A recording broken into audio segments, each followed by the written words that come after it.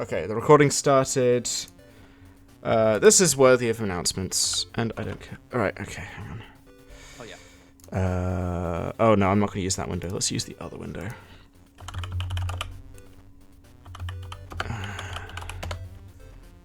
Yay! Right, cool, copy. Okay, we're online, that's good.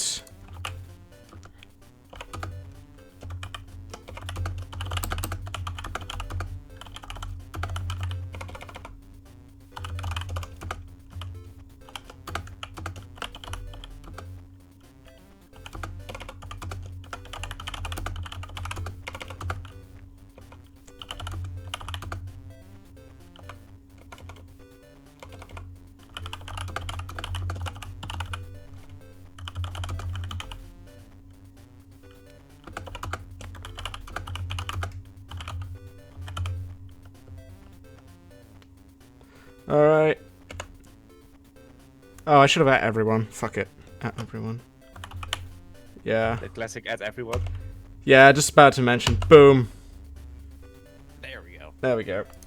Okay, so that I can leave in the background. That's good. Okay, I think we're good.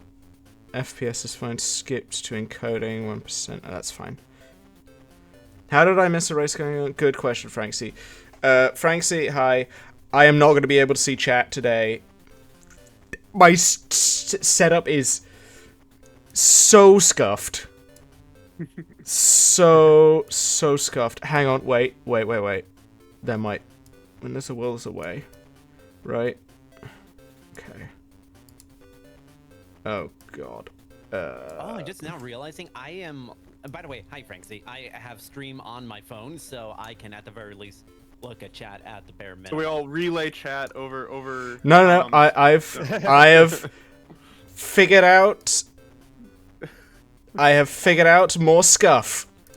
Better yet, all racers here. Every time we see a message on the stream, every single one of us will relay it to Rock. All of us, even if it means repeating the same message every 3 times. Wait a minute, I could just slap it in the OBS window. I'm a fucking moron. All right, okay. Hang on. Okay. Right. Yeah, the classic. Oh hey, I could just shove it in OBS. There we go. Okay, that's done. I think it's labeled right. Who knows? We're off to the races, and by off I mean, are you guys all ready to race? Sure. Absolutely. Yeah, let me just hit paste on this. We should probably introduce ourselves. Yeah, that might be a good idea. Yeah, So, no. like, hi, I'm Always this, be a good call. I'm this. Yeah, okay. Remember how we forgot to introduce ourselves before the run last year? It is now the second straight run that we forgot to introduce ourselves. Well, we caught it this time. We're doing better. This is what's gonna make the difference. It's a running joke. Yeah. Well, exactly. All right. Okay. So let's just go AJ, you fire off first then, because you're top left of my screen. All right. Hey everyone. I'm Triple O AJ. I've been running this game forever, so we're still here. Yeah. Gonna be gaming, hopefully. Yeah. Let's hope for that. All right, Toro. Hello, I'm Toronite. I'm probably the quote-unquote baby of this group, but you know what? I make up for it in spunk. Yes. So true. So true. Pine. All right. Hey, yep. I'm Pinecone 606. I guess I'm the very angsty teenager of the group, you could say. I've been running PTCG for 5 years now. I'm really looking forward to this race. Excellent. And the one name you can't see on stream because it's the stream you're watching, it's Rogentreg. I have been running this on and off for years. I am the boomer. I am grandpa shouting at the kids on the street. But for once, we have cards to show you.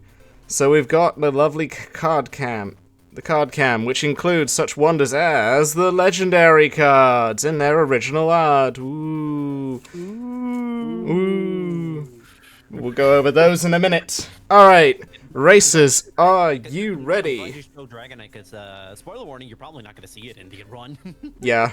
Don't jinx us like that, Toro. No. The rarest card in the run. There it is. Well, it's not the rarer. I'm sure there's rarer, but I don't think I've ever seen it. Anyway, racers, are you ready? Yep. Okay, 3, 2, 1, go! Alright, welcome to the run, everyone. Today, we have ourselves a Bulbasaur race, the beautiful creature in the middle. And normally, if we were to do this at a different place, we could always make a bid war between Squirtle, Bulbasaur, and Charmander, because all three decks are viable. Even if Squirtle, poor Squirtle, it has some trouble. All of them are viable. But if you're wondering what starter we're actually choosing today, it is Bulbasaur, but wait, actually it's Hitmonchan, Dugtrio, and Computer Search. That's the real starters here. That's the cards we want to see the most of. So, our goal today is to get the legendary cards. Woo! Look at these beautiful things that you can't read unless you speak Japanese.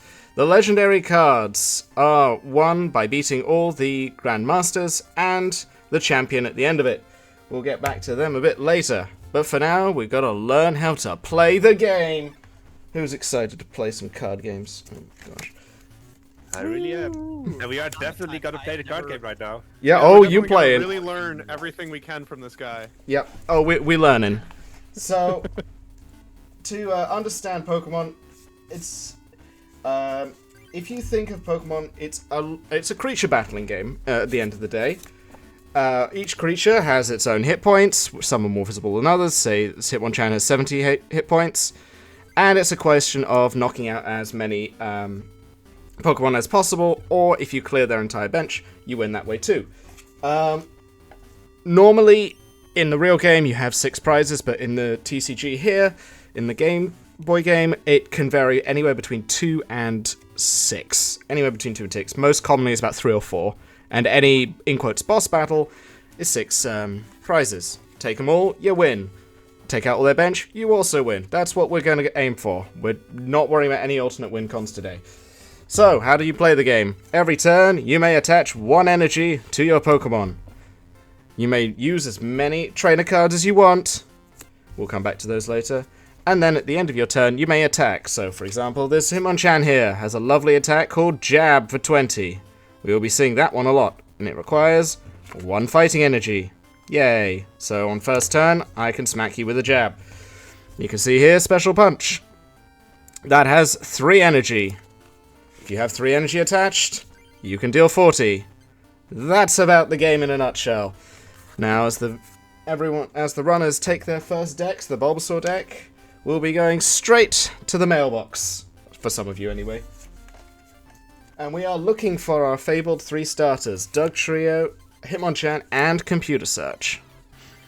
We'll be using a mail manipulation technique, basically because the Game Boy Color, much in the same way Pokemon Red is, it has a fixed RNG. It has a fixed RNG system. Every time you soft reset the game, the RNG is the same. So using timings, we can get the cards we want. And, yep, the big 3 we're looking for throughout the run are mostly Dugtrio and Computer Search, although early game we want Hitmonchan a lot because of its efficiency. So once we're done with that, we're going to talk to the Fighting Master, as you'll be seeing, just to unleash his minions upon the world, and talking to our rival, Ronald. Yes, this is Ronald McDonald. That's my headcanon for this. It's before he opened up a restaurant and went insane. He played children's card games. That's my headcanon, and no one can change my mind on that one. Objectively true. Mm-hmm. So first up, we have Jessica. Jessica's one of the Fighting Disciples. And with the Fighting Disciples, she obviously has a Tauros and a Rattata in her deck, because that's what fighting really means. Obviously, there's also Mankey and Machop. So these are the 4 cards we'll be most likely seeing in this. If we see a Doduo... She has a Doduo, right? She has Dodo, yeah. Yeah. If we see Doduo, that's terrible. And we have to instant reset because of a thing called Resistance. Now, it's quite easy to see on Rattata here, if the camera focus. Weakness to Fighting. That's good for us. Resistance to Psychic. That's irrelevant here.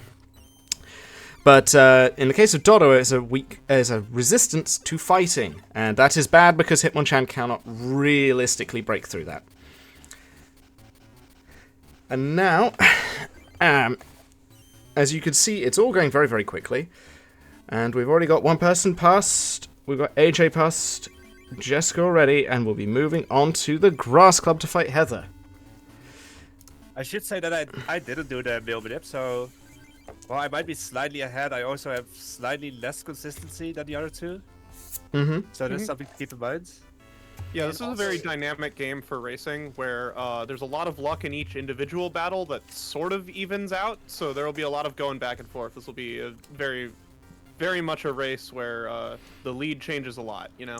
It could well do. It could certainly well do. Now, one thing to keep in mind in the next... Oh, go ahead. I'm sorry, but the one thing is these fights can... Any one of these fights can kind of be a massive slowdown and also, you know, be a massive time save. And I don't know if this got caught, but in my... another Dugtrio. I was able to do the mail manipulation and got myself a free Dugtrio. Mm-hmm. Well, that's brilliant. Now, on to some Pokemon that we're going to see a lot of is this Eevee. You all know Eevee, you all love Eevee. Well, we actually hate Eevee. As you can see here, Tail Wag. Tail Wag. Flip a coin. If heads, the defending Pokemon can't attack Eevee during your opponent's next turn. There are ways around this, but this is going to be a major time loss for us. Nice.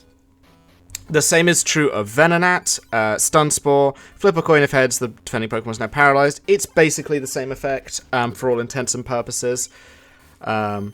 It's an annoying effect that wastes a turn, and that's just a very common theme amongst most of the trainers in the early game. Paralysis or denial of attacks. Now you can see on the left of your screen. Oh well, I was going to say. That was a really good Michael. I was going to say Michael is usually one of the earliest fights where we'd reset in normal runs if we're just going for PVs, because Michael has a horrific combination of Pokemon that they're just extremely efficient and they just work out super. They're just very efficient attackers. They're just very good attackers. And those who know the Haymaker deck from back in the day, it's basically Haymaker minus Scyther. Just really, really scary fight early on. And the sooner we get over it, the better. Luckily, two of the runners already through it, which is great. And they're on to the Pikachu fight. And Pikachu, oh boy, do we hate Pikachu. Well, most Pikachu are fine, but we hate one specific Pikachu, which I luckily didn't see. Yep. The Yeah, this Pikachus... is perhaps the only fandom in the entire Pokemon universe that hates Flying Pikachu. Yep. But Flying Pikachu's resistance to fighting is essentially impossible for Hitmonchan to break through, much like the Duo earlier, so anything but Flying Pikachu is good. Yep, this is the little Flying Pikachu in question. We'll see it a few times in the run, or hopefully not at all. One of the two. It's a supremely annoying little card that we just hate to see, that's for sure. Just because, A, it can paralyze you, and B, it can fly over you, as well as having resistance to fighting. It's just a whole mess of things we dislike. And you've probably heard me mention fighting a lot. That's primarily because Hitmonchan and Dugtrio are our early game sweepers, and Hitmonchan's our early game, Dugtrio's our late game. Fighting resistance is something we'll find a lot in the run, and that's something we can't really avoid. That's just the nature of the beast, as it were. And it's just... It's a pain, but we just deal with it, because it's still somehow the fastest way to do things. Who got the turn one here? If only. Nice little turn one. We love turn ones. Oh, gosh. We're actually doing sort of okay right now. Mm-hmm. Ooh, third Hitmonchan too, nice. Oh, we nice. love Hitmonchan. Yeah, these early booster packs we're getting from the beginning of the route, this route is designed to get us, there are 4 different kinds of booster packs in the game. The Coliseum, Mystery, Evolution, and Laboratory, and almost all of the game's good cards are in the Coliseum booster packs. So the route is designed to get us the best cards as early as possible, so that we are spending as little time as possible with, like, a weak deck. Yeah. Exactly. So, for the 3 cards I'm just showing up on screen now, are some of the cards that exist in Coliseum packs. We already saw earlier the Dugtrio, the Hitmonchan, the Computer Search. Here's 3 more that are in those packs. Professor Oak, Bill, and Item Finder, I believe, is also in there, if I remember right. These 3 cards, well, I'm not sure about Item Finder, but Professor Oak and Bill were just simply too powerful for the game. And those have now been, in the modern day game, they've been transformed into a once-per-turn effect called Supporters. And here is an example, Professor's Research, harkening back to Professor Oak. They have the same effect, but Professor's Research can only be used once per turn. And you can't use because it's a supporter. So, Professor's Research, discard your hand, draw 7. We love drawing cards. Bill. I think there's a card called Pot of Greed that does a similar effect, although someone will have to tell me if that's true. Draw 2 cards, nice and simple. And Item Finder, along with Computer Search, discard 2 cards from your hand. Computer Search looks through your deck to find any 1 card you're missing. And Item Finder takes any trainer card from your discard pile and puts it in your hand. These 4 cards are some of the most important we'll see. There's a few more which will come up here and there.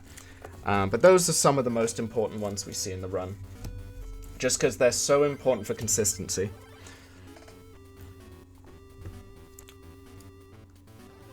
Another funny thing is, like, I'm probably in last place right now. However, I have been having some phenomenal booster pack luck. I got a Scyther, 4 Dugtrios, and Computer Search already.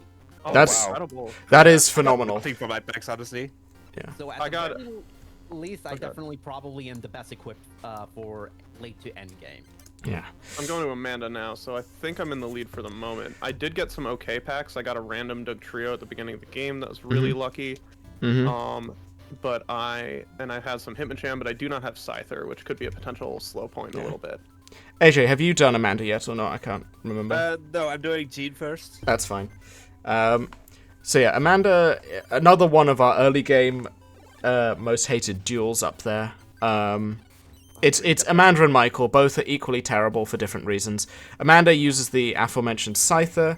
Scyther just does a lot of it does 30 for 3 energy, which doesn't sound like a lot, but you can boost it, double its damage by using an attack called Swords Dance on the previous turn, which just doubles the damage of your slash the next turn.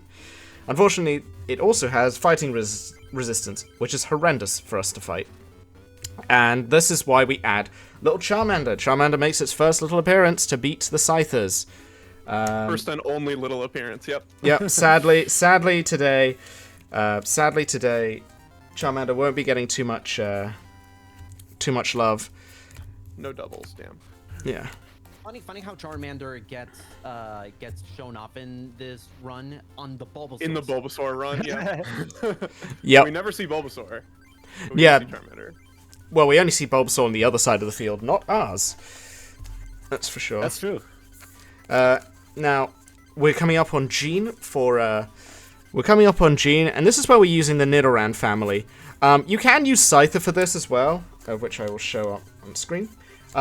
These are all viable. If you get Scyther early, you can do this, and in the Charmander route of this game, you certainly will grab a Scyther, more or less, every time, unless you don't want to. Scyther does up to 60 damage, like we mentioned earlier, Swords Dance into Slash, which is a good number. And Nidorino, for 4 energy, if it will focus please, does 50 damage. Come on. I'm going to Nidoran for Amanda. I think that's going to be fun. Yeah. And Nidorino also has a double kick for 30 times 2. Just you flip 2 coins for each heads, you do 30 damage. These are just good, efficient attackers. The thing is about Scyther, less shuffling, you don't need to evolve. That's the positive side of Scyther.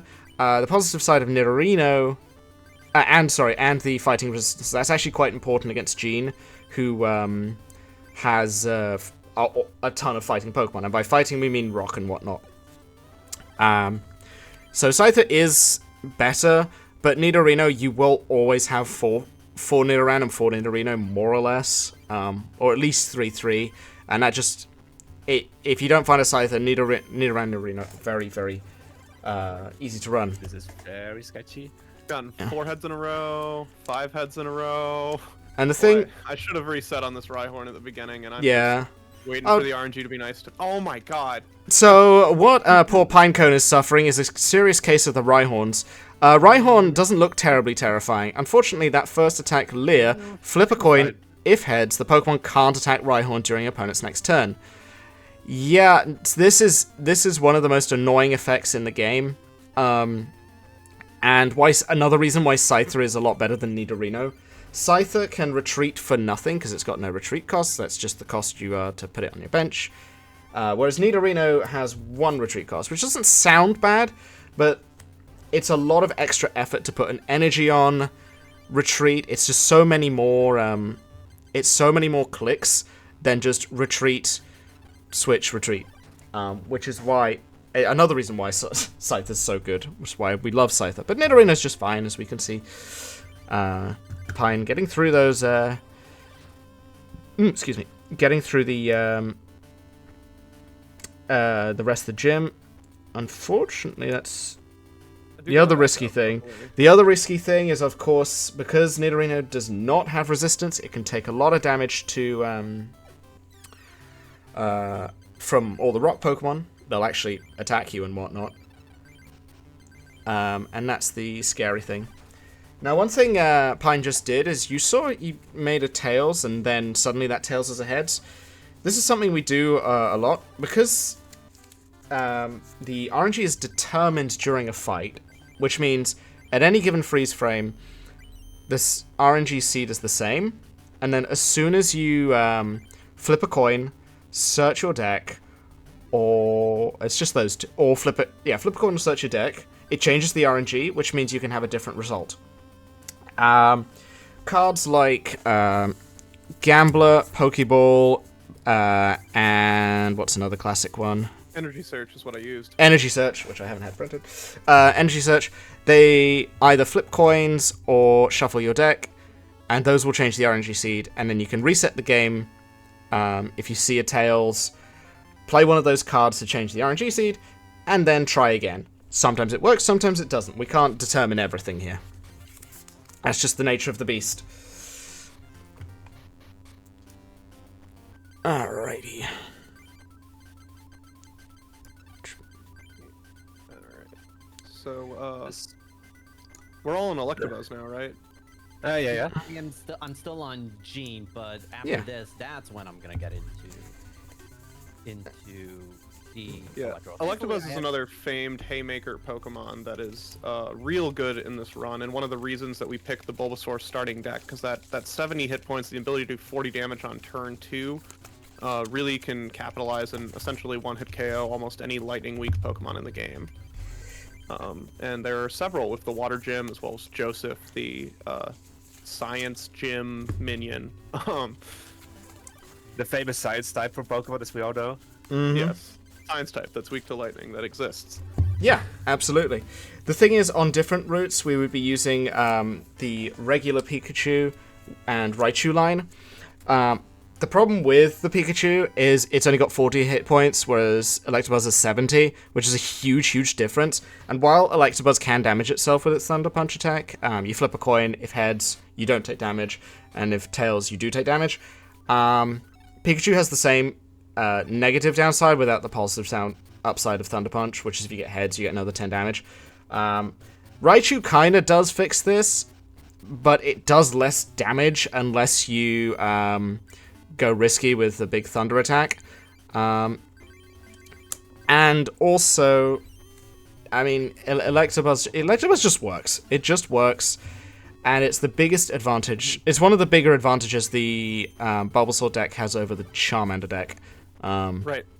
Yeah, that 50-50 chance of getting the 40 damage attack on turn 2 is really important because there's a lot of 80 HP water types we'll face. Lapras being probably the biggest threat in the water gym. Yep. In that I did regard. get the heads of the Lapras just now, so that's the Oh, perfect Perfect way to demo show of it. Oh, you are Actually, 2 battles ahead of me. Oh no. Yeah. Yeah, I just beat AB.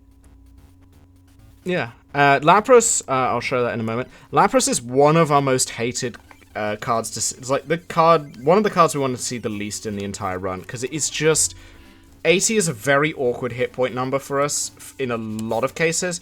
Electabuzz can bypass it with a heads, But unfortunately, Pikachu and Raichu, it's a lot more difficult to get past. The biggest problem with Lapras, and we'll see it a lot through the run, hopefully, or hopefully not, the Water Gun attack doesn't do that much damage. It's 10, and then 10, and then 10 more for every extra energy you have attached. But the other problem is Confuse Ray down here. Flip a coin if heads, the defending Pokemon is now confused. Now, Confused in this game works slightly differently from how it works nowadays.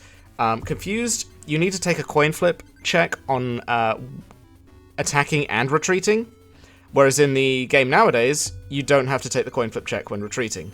We wish that was in the game right now, but it isn't. So, if we get Tails on retreating, we just don't retreat. And if we get Tails on attacking, and if we get Tails while attacking, we take 30 damage, which, weirdly enough, can be affected by weakness. Which is weird to say, but there are some Pokemon, which we might see later, which have weakness to themselves. And so if you flip Tails while confused on a psychic weak, say a psychic weak Pokemon that's also psychic, you'll take 60 damage and basically knock yourself out. It's a very weird quirk of old Pokemon, shall we say. In fact, there's a boss in this game called Imukuni where we have a turn 0 win condition, just literally because of that, because the AI has a card that can confuse his own Pokemon, and that potentially works out in our favor sometimes. Mm-hmm. Yeah, perhaps the funniest possible way to get a perfect time in this game is watching the AI choose to confuse itself and choose to lose. If only we could do that to our own decks, we'd be in a lot stronger position. Mm-hmm. Oh. That does remind me that I forgot to talk to the Imakuni person. Oh, you got time. You got plenty of route left. Yeah. Yes, I'll just do that real quick. Mm-hmm. So as we Imakuni is a great incentive for the run if we get picked for something like this, you know? A Mm-hmm. nice optional fight that we do kind of for the memes. Because he is just the biggest memester in the TCG multiverse, as it were. And also, his signature card has, in my opinion, the greatest flavor text of all time in any card game. Oh, it certainly is. Unfortunately, I can't show that today. But yeah, no, it's something you got to look up in your own time. Now we've got Pine is on Amy here. She has a suite of Pokemon we absolutely hate to see. Squirtle here paralyzes. We know how bad paralysis is already. Horsey denies you from attacking next turn, which is basically paralysis with extra steps. No, actually no. Horsey, if you try to attack, you've got to flip a coin. If heads, the attack works. If tails, the attack doesn't work. Which adds so much extra time and is a pain in the backside to deal with. Really, really, really, really irritating. There's just... The theme of this run is there's a lot of irritating Pokemon. A lot of coin flips to give us a negative situation. Just across the run in general. And that's, I mean, that really is just in general. I mean, it's just how it is. As we get to the later fights, especially what we call Dome, which is the equivalent of the Elite Four in other games. This is the Grandmasters. Their decks are actually threatening. Whereas now it's just sort of deep inconvenience more than anything else, rather than actually threatening, outright threatening. Except for Michael and Amanda, those two are exceptions. Right. Well, we got a very interesting quirk of the game right here. So we have two rival fights that are unskippable, but are not required to beat the game. And they are 6 prize fights like any other boss. But the fastest way through them is to lose them on purpose. And so AJ was the person to come up with a strategy to use Magnemite for these fights, because Magnemite has the ability to knock itself out on turn 2, allowing us to keep this fight really consistently fast. Yeah. And that's what I did up here. Yep. Magnemite self-destruct deals 10 damage to each Pokemon on each player's bench, but also Magnemite does 40 damage to itself. And considering it has 40 HP, knocks itself out, fight's over, we don't mind if we win or lose. If we were doing all cards or all battles, we would actually want to win that fight, and that's a whole beast in itself, because it's a whole bunch of Pokemon that stall and have giant HP. It's just a really, really slow fight in general. Really, really atrociously slow. For so many reasons.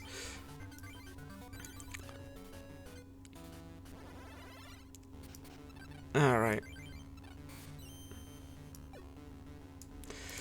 So Where as are we all at? I'm going into Isaac right now. yeah, I'm at scan right now. yeah. So finalizing, hopefully finishing Amy right now. Really, this has been I was paralyzed for 5 straight turns. oh, that's miserable. Oh, wow. 6. Yeah. Oh. That's the game sometimes. That is the game sometimes. Sometimes you don't have outs to it. So, as we can see in the lead here is AJ on Ken, the famous master of fire Pokemon such as Chansey, Kangaskhan, and Jigglypuff. Very, very famous fire Pokemon. He also kind of has a Growlithe and a Magmar. But Ken, the master of those elements, really chose some of the more annoying Pokemon in the run. We'll see Kangaskhan and Chansey a lot more. And the Jigglypuff has just got a... You put someone to asleep. It's annoying. It's often not a problem, though. Kangaskhan is a bigger problem for a different reason. I'll come to that in a moment. Chansey is more like our stalling Pokemon from earlier. Scrunch, flip a coin if heads. Prevent all damage done to Chansey during an opponent's next turn. This is the worst kind of effect that, of sort of paralysis stall effect, because there's no way for us to interact with it outside of a single card called Gust of Wind, which basically says, put Chansey on the bench and take something else, bring it to the active. That's the only way around it, more or less, for us. Otherwise, it's coin flip hell for Chansey. Now, Kangaskhan is a different beast, because what Kangaskhan does, fetch for 1 energy, draw a card. That seems pretty innocent on first glance, but because of how the boss fights are made up in this game, how they're made up in this game makes it way worse than it looks. Because what the game does is cheat. Long story short, in the opening hand of every single boss fight, and by boss fight I mean any form of our rival, the Grandmasters and any club leader, they will always have 2 energy in their opening hand and 2 basic Pokemon in their opening hand, as well as in the another 2 energy and 2 basics in the top 6 cards of their deck. The thing with Kangaskhan is it draws into those and draws those fights out even more than they were already drawn out. It's it's one of the in quotes more innocent Pokemon that just eats up time given everything. Exactly, like it's not really a dangerous Pokemon, but it just wastes a lot of time. Yeah. And we really don't want to see that. As we see AJ getting through Murray very, very quickly on an absolute tear today. Very smooth Murray. Like, I do not have good cards, but I'm like getting good fights in the exchange. You must have dodged you must have dodged the Mr. Mime here, which is a giant wall of text that's not going to focus on screen. What Mr. Mime says is, if it takes any damage greater than 20 damage, the damage is negated entirely. So our classic Diglett here,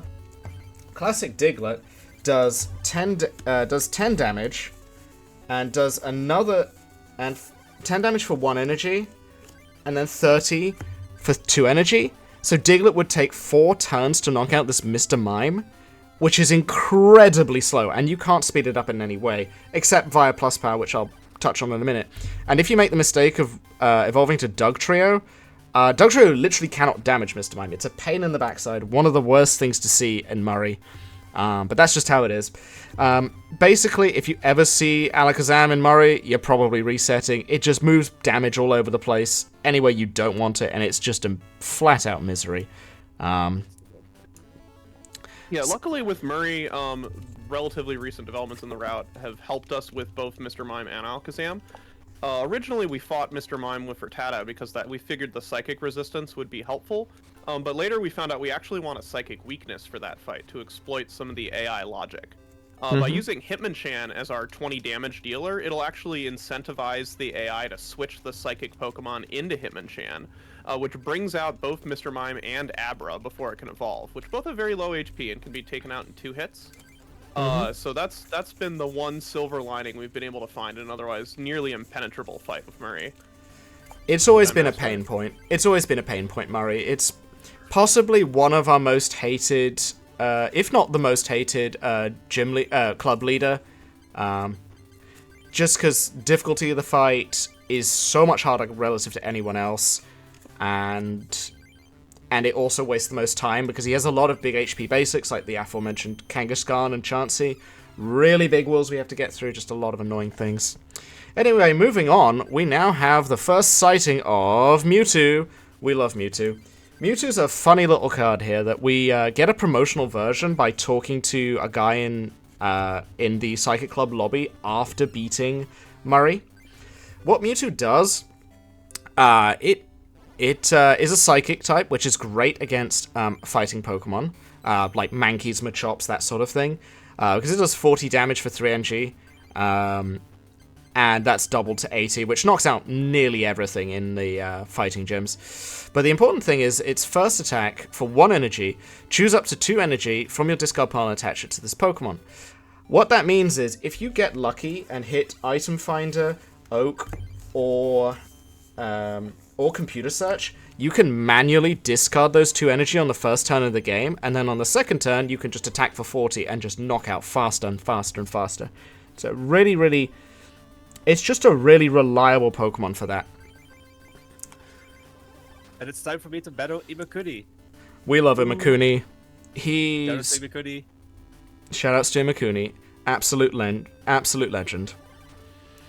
Hopefully we get to see the Imakuni. Come on, play the Imakuni card. Oh, come on. He's not playing it. And the We got 2 more thing chances about soon. Imakuni is that the actual Imakuni card, the AI is programmed. The moment he draws it, he is, by the laws of the universe, forced to play that card instantly. And it's a card with no upside. It just confuses I you. actually lose. Okay, I think we're fine. Phew. Imagine losing to Imakuni. The world's first Imakuni loss. But yeah, I'm still not 100% in the clear, to be honest, but I think I'm fine.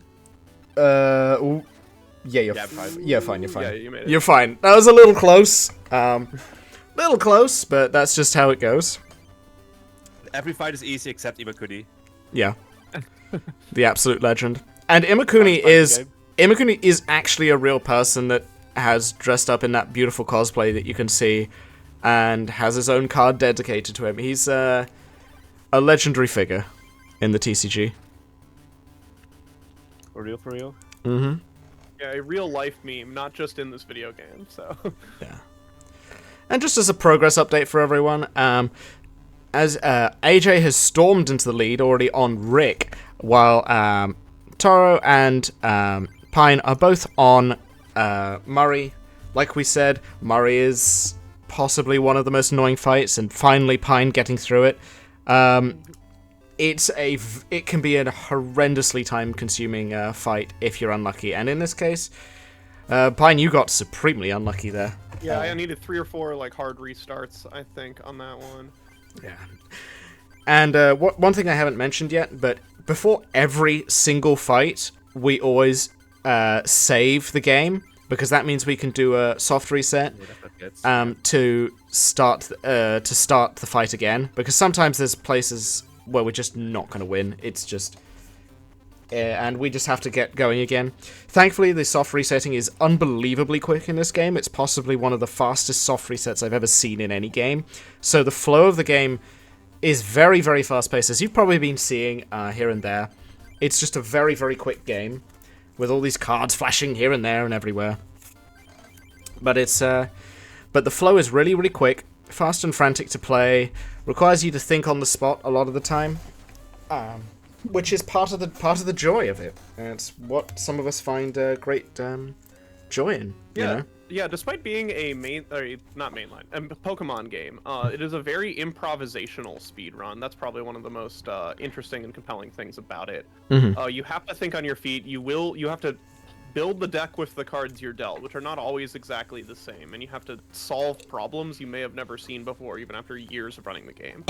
Which makes it a really fun game to speedrun, but also very frustrating. Oh, Exactly. It is. It's also not really like one definitely good routes. Like everyone has kind of their own routes that they like to use. Mhm. Like we are all using like pretty much the same route right now, but even there's like some small differences here and there. Well, exactly, yeah. And this is the thing. We've all had our own routes. We've all tested them. We all have preferences. it's just it's just crazy how open-ended this game is in terms of routing. There's only one or two like hard requirement stops, and that's Murray has to be 5th club leader you face or later, and Ken requires you to have a set amount of cards in your collection, which will happen very quickly. And those two, that requirement isn't very big. I can't remember what the exact requirement is. It's just a literal card count.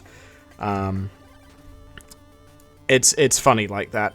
But Murray is, whenever we do routing, we always say, but when do we do Murray? Because it's the most annoying fight, A, to route in, and also to deal with, full stop.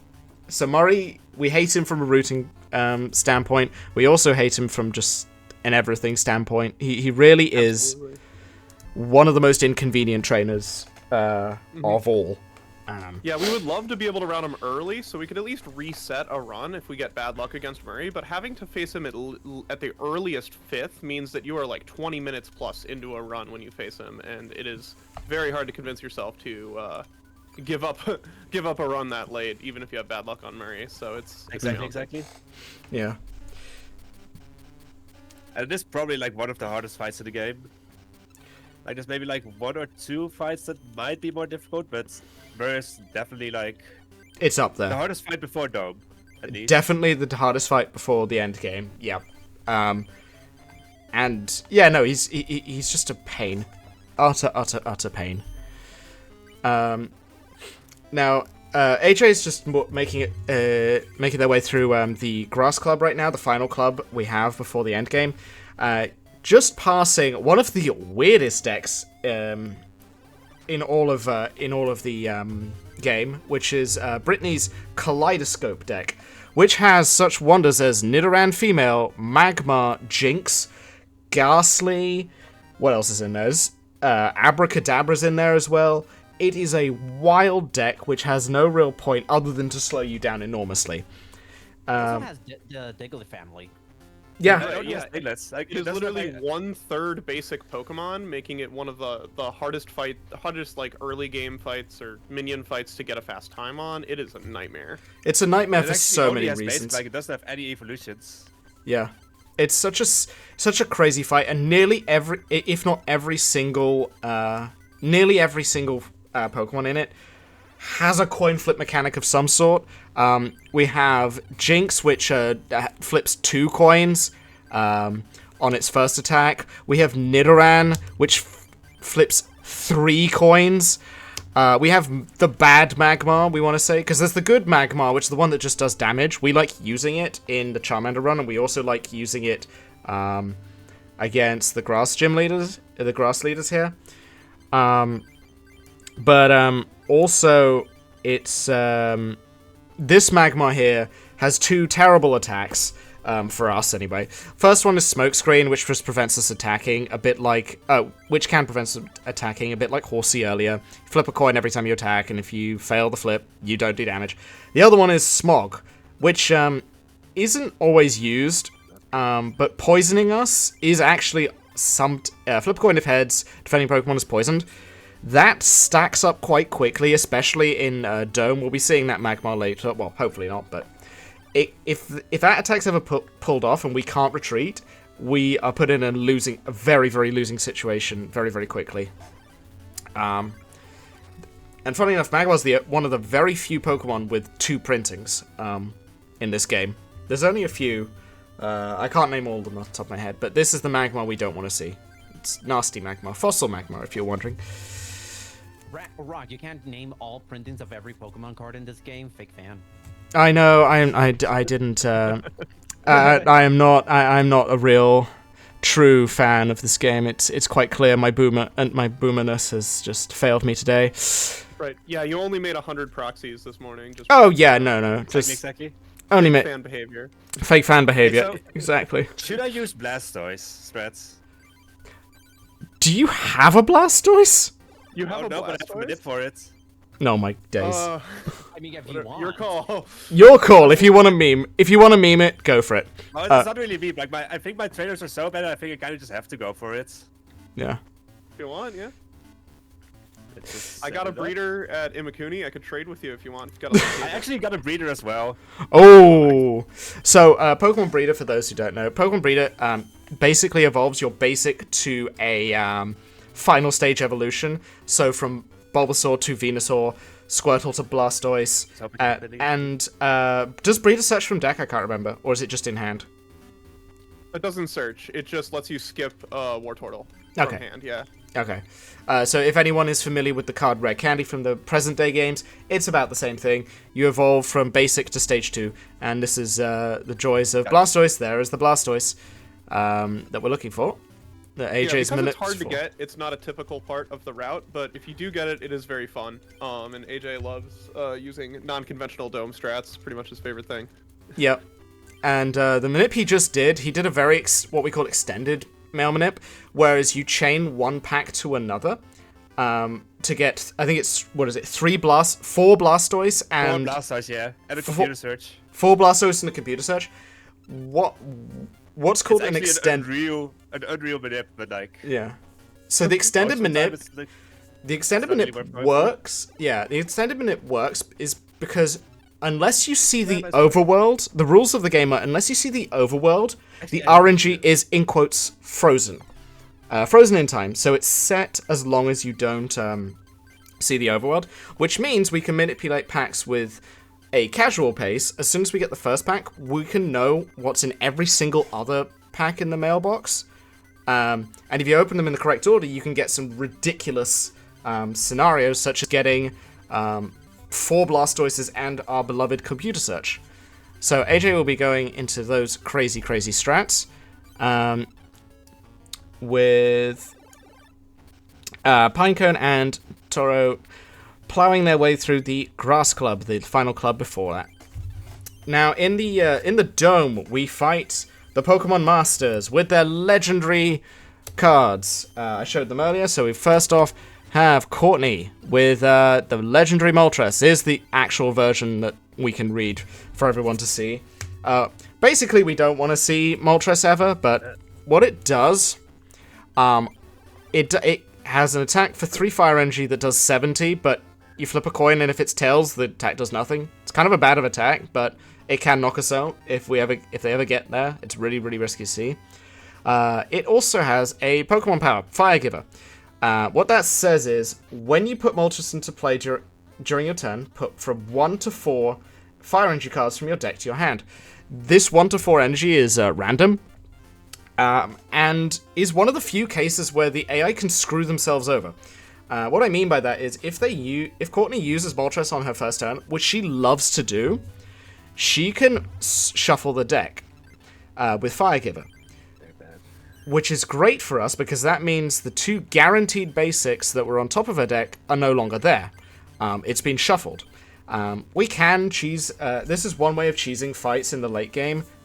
You can also use more wild and outlandish strats if you're lucky, such as Imposter Professor Oak and Lass. They also shuffle the hand on the first turn, which can cause us to get much faster fights than intended. But the Lasses are rare in one of the packs, and I believe Imposter Oak is as well. Right? Ooh, very fast Nikki for me. Nice. Yeah. So I will say it's I really enjoy the lore of the AI forgetting it cheated and shuffling away its own cheating. It's amazing, really. It really is amazing. But yes, the real Blastoise strat isn't really working right now for me. Yeah, no, you seem to be having a rough time of it, I must say. As Pinecone... I'm about to enter the dome with a much more conventional strat, which is to use a water type that we get naturally. I think I got an Articuno, so I'll probably use that. Yeah. So we have a variety of options when it comes to Dome, or at least the first fight of Dome. We want to use Dugtrio kind of all of the time, with the exception of the very first fight, because we've got much better options at our disposal for that very first fight. There are 3 conventionally used Pokemon here. So we love Dugtrio, but we'll talk about Dugtrio a bit more later. Articuno is one option, if you get it. But there's also the Seal Dugong line and the Magikarp Gyarados line. Fun fact, you are more likely to get Gyarados than Magikarp. And I have had runs where I've had... one famous run where I had 4 Gyarados but 0 Magikarp, just because of how the RNG rolled.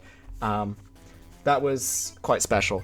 Usually, though, we use Dugong Seal because we have the most copies generally. Although we can just use Articuno on its own as a single, a lone attacker. We love using lone attackers. It just makes the game easier for us. Actually. And Pinecone is thankfully skipping the legendary Ninetales' Ninetales. The attack that Ninetales has for 3 energy, which is a Game Boy exclusive Ninetales, flips 9 coins, and for each head, it does 10. It's even dumber. It's 8 coins. Oh, it's 8 coins, right? It's 8 coins, not 9. You'd think it'd be 9, but it's 8. I am quite sorry. Fake fan here. It is literally like more than a 30-second time loss for it to just attempt to use the attack. Yeah. And so it is an instant reset of that fight if you ever see that Ninetales get equipped. Unless it's like the last Pokemon she has, and you just clench your teeth and just flip your coins through the pain. Yep. Yeah, it's... Don't look now, but as an aside, I just spent 3 turns on both Kristin and Nikki, so I am fast and furious right now heading to the dome. Nice. So things are heating up now with AJ swapping back to Diglett, Dugtrio for Steve. Steve, one of the most irritating fights because while on the face of it, Dugtrio is resistant to electricity. And so is Diglett, which is part of the reason we loved using Diglett Dugtrio. The problem is Zapdos. Now, his legendary Zapdos here, his legendary Zapdos here has one very, very annoying ability. When it comes into play, it deals 30 damage to a random Pokemon. Theirs or yours, and it's totally random. There are a few ways you can't manipulate it, you can just pray that it doesn't hit. But the annoying thing is this ignores resistance, which means that you can get turn zeroed by Steve if you only have a Diglett in play. And he just plays Zapdos and it knocks out your Diglett, the fight's over before it begins. This can happen and is far more common than we'd like to admit. Right, you would think it's 50-50, but the RNG is slightly broken in a way that gives the odds closer to about 60 or 65%. There are very few things we can do about it. Only if we go first do we have any like recourse, and we can use like something like Energy Search to flip the RNG, or we can try to put things on our bench to let the AI target that instead of our active. But generally, if you see Zapdos turn 1, you are resetting. Yeah. The other thing with with all of these fights in the endgame is all the legendary birds have resistance to fighting, which you might think, why are we using Dugtrio? Dugtrio just sits so hard that it almost doesn't matter. Its attack for 4 energy does 70 damage, which still means against these legendary birds, which have 80, 100 HP, we're still only taking 3 turns, and it's a relatively easy to set up Pokemon. Especially on Steve, when it's quite safe, apart from the aforementioned Zapdos problem.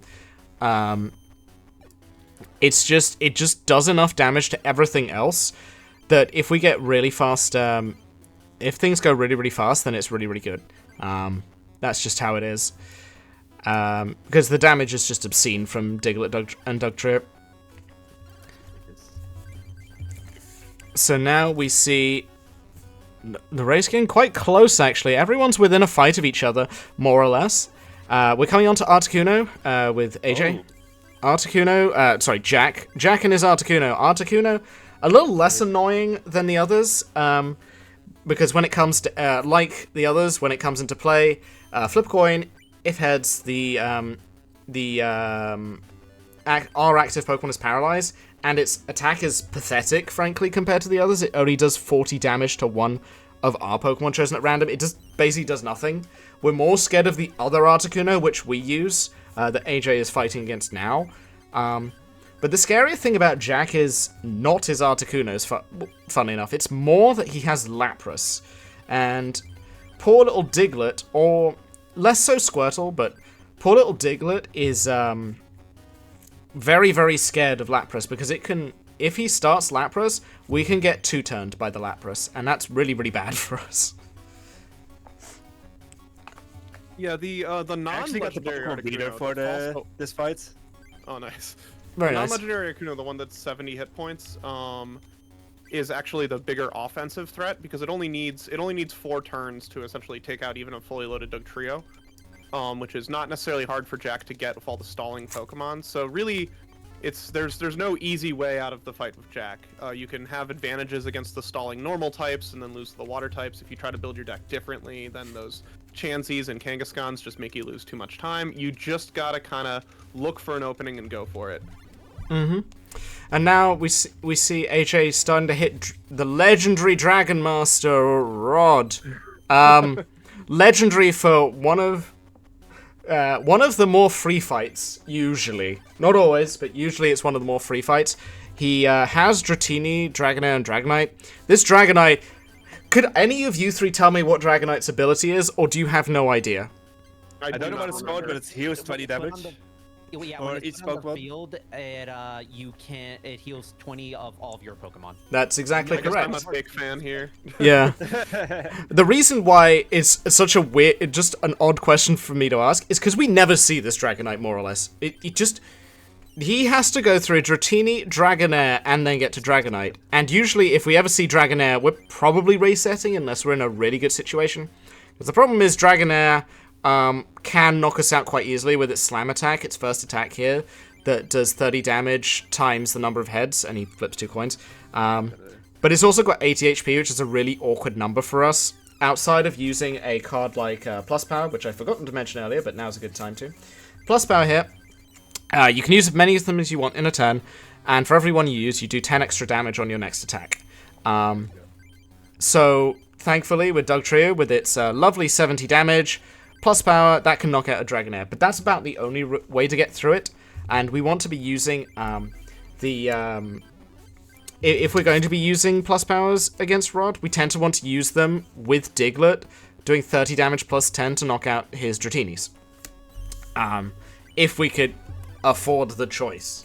As for the other cards in Rod's deck, he has Magikarp lines and Charmander lines, and, as you can see, Kangaskhan, because everyone needs a Kangaskhan, it's all the rage. Yeah, these low HP Pokemons like Magikarp and Charmander are really quite easy for us to get through at this point in the game, which makes it by far the easiest fight of the Dome, probably. Yeah, probably the easiest and usually the fastest one to get through, but not always, as AJ is demonstrating for us today, the lovely 6-prize Rod, which just takes a lot of time. As these things do. I got Pokemon Breeder and Blastoise in my opening hand, but I just did not draw any energy. As you do. You know, standard speedrun stuff that you always struggle with. Yep. And as we can see, the most annoying thing in the world, it's Kangaskhan. Not Kangaskhan. Lapras and its confusion. Thankfully, AJ had the full heal being a very simple thing that just cures you of any condition like it would in the regular games. And that just gets you through nice and easy. So now we're coming to the most feared deck with AJ. The most feared, the terrifying Ronald, using all the legendary birds. I'm not kidding. He has a terrifying deck with all of the legendary cards. Every single one of them, because he's already become champion.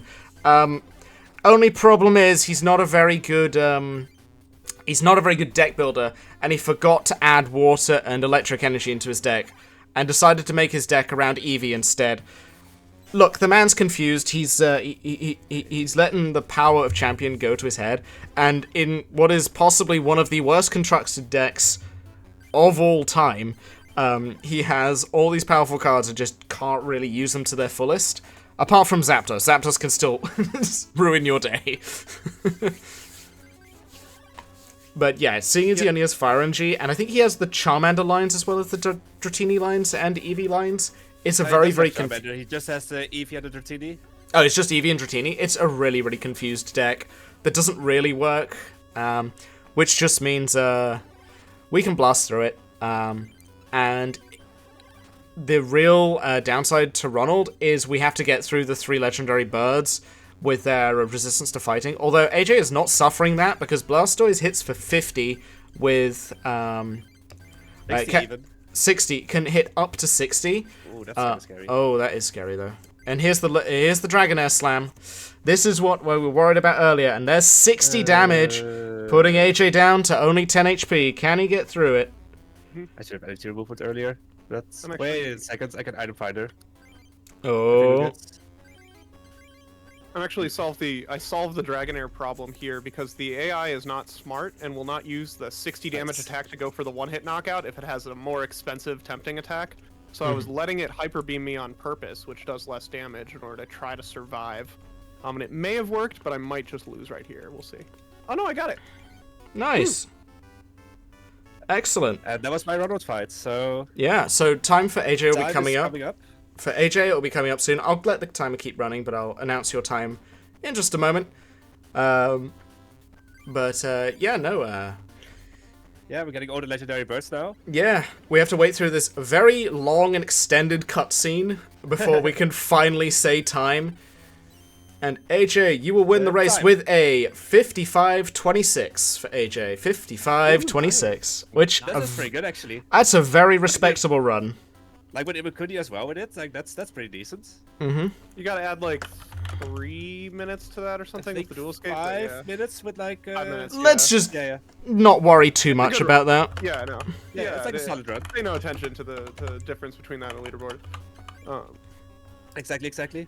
Like especially with taking some time to do the Blastoise Manip as well and having a not good Courtney fight as well. That's very respectable. It's very respectable, especially in a what we call no reset setting where we are just playing the game and we just have to grit our teeth and bear it throughout the entire game. Whatever comes our way. Our marathon runs, that's just how it works. Exactly. And I got to show off Blastoise, which is always cool. Yeah, showing off Blastoise, which I was definitely not ready for. Thank you, AJ. For those who don't know what Blastoise does, it's one of the more iconic cards, apart from obviously Charizard. Blastoise was iconic because it had one of the few energy acceleration abilities early in the game. It was, in fact, it's the only one that accelerates energy. What it does is it says, Rain Dance, you may attach as many water energy to your Pokemon as you like during your turn, which breaks the conventional rule of once per turn. Exactly. And with 5 energy attached, which is, I'd say, the sweet spot probably for the Dome fights, because all the birds have 100 HP. You can knock any bird out in 2 turns. Anything else is gravy. So yeah, no, it's definitely something interesting that we might explore in the future, given how easy it was today for AJ to get through some of the fights. Honestly, I do think the Blastoise has like a decent amount of potential, but like you do have to rely on getting a frame perfect Manip at the end of the game, which is kind of annoying. But honestly, like the fights themselves, they went pretty well, except for Courtney, which took a bit to get going. But yeah, no, it's kind of like a fairly new strat I like thought of pretty recently when I was just like looking at the mail pack and saw that you could just get 4 Blastoise just like that. I was like, alright, sure, like this is worth trying sometimes. Yeah. And a lot of what Dome comes down to is either A, them not knocking you out, which all of them are, with the all of them can threaten to do so to some extent, but it's also avoiding the birds as much as possible, which you have no say in. There's nothing we can do to like stop them from playing one of the legendary birds. And the legendary birds are just, in general, they're just really big, really bulky, really annoying, more than anything else, rather than threatening, as it were. Even though they can be, even though they can be in certain situations.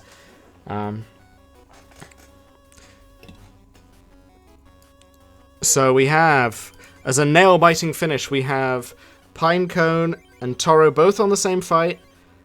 Pinecone down to 4 prizes, whereas Toro's on 6, but could have a good start with the shuffle early. Unfortunately, energy removal makes that start really awful. Oh my gosh. Energy removal I haven't mentioned yet. It and its cousin, Super Energy Removal. If you played back in the day, these are the bane of your existence. Energy removal simply says, choose an energy card attached to one of your opponent's Pokemon and discard it. Super Energy does the same, except 2 energy, and you have to discard 1. These 2 cards made the first formats of the game utterly miserable to play in person. And to some extent, in the sequel to this game, which has never before been released in Europe or America, these two cards feature a heck of a lot more, especially energy removal, and makes the game a lot slower than this one. Even though TCG2 is longer, you will see a lot more energy removal, and will cry a lot more because of energy removal. This card is so irritating, and so controversial, I guess you could say, back in the day. Yeah, and I think we just see Pinecone beating the final fights. Yep. Yeah, it came down to one coin flip. If I lost the coin flip, I lost the entire fight. If I won it, I won the fight, and I got it. So, very relieved the RNG's on my side here. Same with me. I'm actually just about done with, thanks, Jack, for giving me a 7-minute fight. But you know what? That's how it goes, yep. Yeah. The worst run in the world because we have to do Imakuni, which obviously you have to go kind of a little bit out of your way, but overall, not bad. Yeah, all of you putting up respectable, very respectable times given the marathon setting. One thing you'll all realize all of their PBs are like 10 minutes shorter than what's shown, more or less. Well, 5 to 10 minutes shorter. And the reason for that is the RNG in this game is wild. This game is just there's so many RNG points, which makes every single run different. That's something that some people love, and I know I certainly do. It gives me refreshing runs every time, even though some days I will just scream at my PC and just cry because you just don't get a run going. Sometimes that's just how it goes. Right, yeah, you truly do not know. You truly do not know what will happen when you start a run. It's nice for marathons that, like, the ceiling is relatively consistent on the time for one of these runs. Like, congratulations. Also, there's time for Toro as well, yeah? Yeah. Yeah, that we'll all, be able to end within a couple minutes of each other in a marathon setting because there's just so many RNG points that they kind of cancel out. Like, you're going to have 2 or 3 bad fights, you're going to have 2 or 3 good fights, and the rest will be average. Mm-hmm. So, we all know we'll take in the ballpark of an hour. In a marathon, even though our PBs are a little bit higher. And I think, honestly, this game works really nicely as a race. You just need a bit more clarification than the screen gives you, hence why we had ROG featuring these real cards to make it a little bit easier to follow. And by real, we mean these proxied cards. Fake cards. Real fake cards. They're real. They're here for demonstration purposes only because... if we get in, I'll bring in my real 99 cards. Oh, yeah. I got no problem. Look, exactly. We'll manage to find all of the cards, except I think we'll struggle to find Blastoise, and no way anyone's finding a Charizard unless someone's got one at home just stashed away. I actually do. Oh, you do? Oh, you... Wow. It's not first edition or anything. But, I do have an unlimited Charizard. Yeah. Oh, that's awesome. Also, technically, I do have a Blastoise, but it was from, like, the Celebrations Anniversary set that only had a bunch of, like, old cards. Oh, yeah. Those work, too. But some of these cards are not easy to acquire. We'll do our best to get them. And at worst, exactly. Especially for these Game Boy exclusive ones, these just do not exist in real life. These are not cards that exist in real life, all because they have some random element to them, to some extent, which they just couldn't put into a physical Pokemon game. It's just too much RNG. Even though Dragonite technically isn't, Dragonite doesn't have RNG attached to it, but apart from that, it's the only one that doesn't have RNG attached. And so they couldn't physically print these cards, so they never did. They had this beautiful art done for them by the legendary Ken Sugimori. He did the art for all of these, which are beautiful, the really old school, really, really cool Pokemon, and they just never been released to the world, and it's such a shame, but that's just how it is. We get to play with these, especially the Zapdos. In other runs we love using Zapdos, this card is actually broken to use. If you were to use it in actual battles, this is actually by far the most scary, one of the most scary cards, full stop. Just because... Yeah, there's a community of people that play with the old Pokemon cards, and one of the things they do is they'll do link cable battles over the internet with the trading card game, and we had to ban that Zapdos because you can build a deck, essentially, that forces a one-turn win. That's basically just flip a coin of heads, and you get to go first, you win.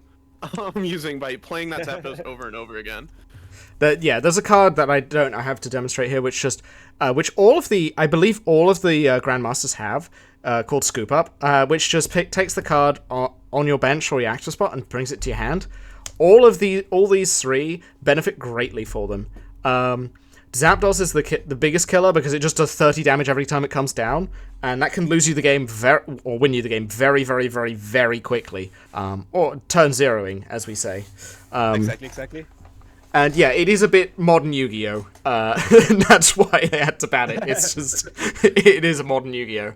But anyway, it's been great to have you all. Very good race, all within just about 5 minutes of each other. Hopefully a good demonstration for everyone. And yeah, any final words, guys? Yeah, I gotta make a really quick pitch directly to the very patient GDQ organizer to actually watch this whole thing. First, thank you. And second, I think this game seems like a bit of a tough sell at first, given all the flashing and a little bit hard to follow nature of the game. But a really unique thing about the speedrun is it's kind of like playing a roguelike, but it is a speedrun. So it has a lot of this kind of like thrilling, like risk-reward, like potential with the gameplay and strategies, and I think the nostalgia value of being able to interact with and look at the old cards as explainers gives it some like cool novelty that would make it a really entertaining run. It's done well at other live events like Frost Battles, Midwest Speed Fest, and so I think it is we have some of the best talent concentrated in one place that we can find for this race. I think it would be a really good addition to a GDQ lineup. Honestly, nothing to add to that. Like, very well said, Pinecone. Yeah.